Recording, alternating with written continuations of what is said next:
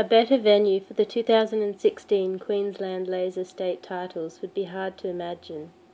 Yeppoon is a welcoming seaside town with a picturesque esplanade, a large open bay with a backdrop of beautiful offshore islands, and a reputation for exceptional sailing conditions.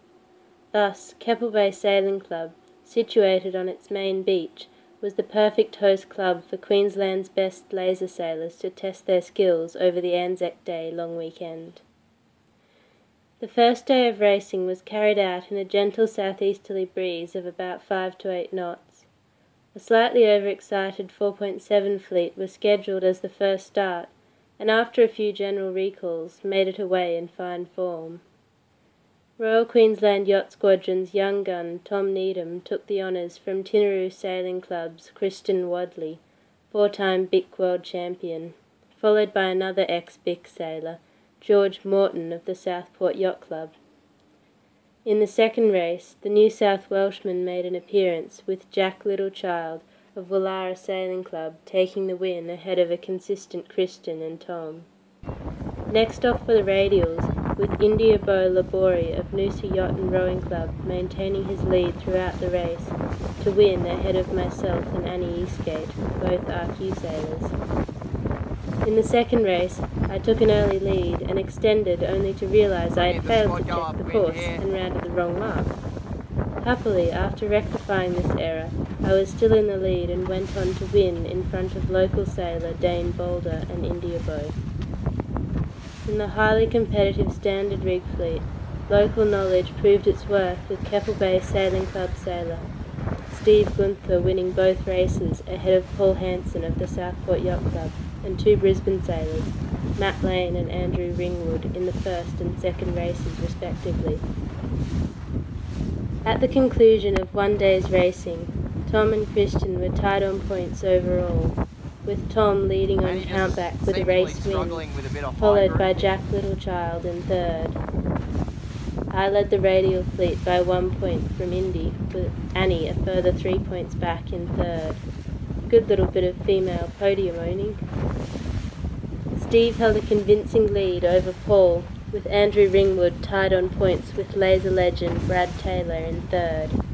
Punching along quite nicely. There was no time for resting on laurels, however, as the forecast for day 2 looked brutal, with wind 20 to 25 knots and 2 to 2.5 metre seas predicted.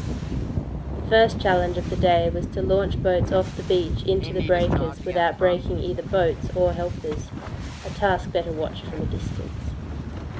Overnight, the breeze had pumped all the way up the coast, churning up the usually azure sea into menacing brown mountains, a stark contrast to the sparkling flat water of the previous day. Once again, the 4.7 fleet led the charge, with Tom showing skill across all wind strengths and taking another win ahead of Justin Wise and George, both of the Southport Yacht Club.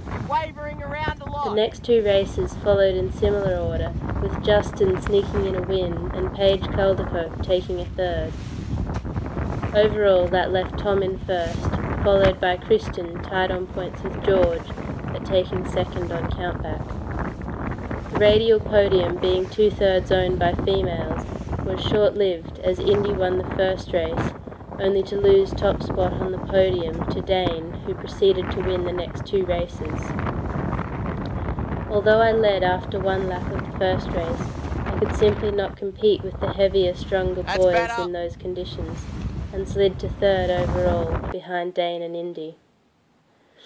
Despite winning all 3 races, Royal Queensland Yacht Squadron's young Olympic hopeful Dan Self fell 1 point shy of the overall title, with Steve Gunther maintaining the lead and Brad Taylor moving up into 3rd overall.